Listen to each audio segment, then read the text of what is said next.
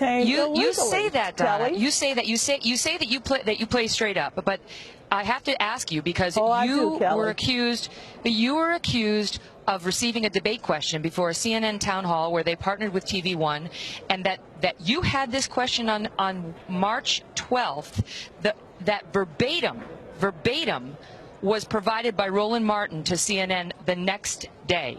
How did you get that question, Donna? Well, Kelly, since I play straight up, and I'll play straight up with you, I did not receive any questions from CNN. Let's just be very clear. Where did you get it?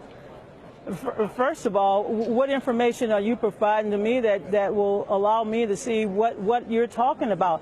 Everybody You got the WikiLeaks released a March 12th Podesta email showing you messaging the Clinton campaign with the exact wording of a question asked at the March 13th CNN TV1 town hall debate. Kelly, where did you get it? You know, as a Christian woman, I understand persecution, but I will not sit here and be persecuted because your information is totally false. What you're telling the American people, email. Well, Podesta's emails were stolen. You're so interested in talking about stolen So you material. deny it.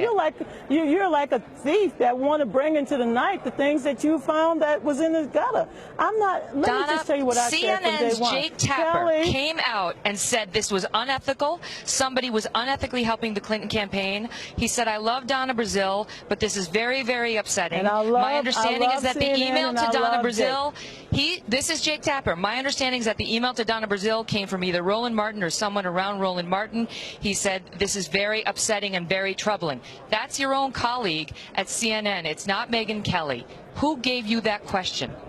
Hey, Megan, once again, I've said it, and I've said it on the record, and I'll say it on the record, and I'll keep saying it on the record. I am not going to try to validate falsified information. I have my documents. I have my files.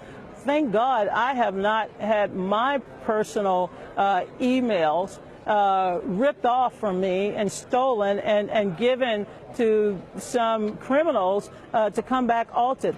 I have my records, I have my files, and as I've said repeatedly, CNN, in the 14 years I was associated with CNN, I've never received anything. If I had a blank piece of paper, that would basically be the end of this conversation. I never get documents from CNN. Your email to the Clinton camp said, "Sometimes I receive the questions in advance." And you know CNN is saying Roland Martin gave them to you or someone at TV1, and they were provided to Hillary before that town hall.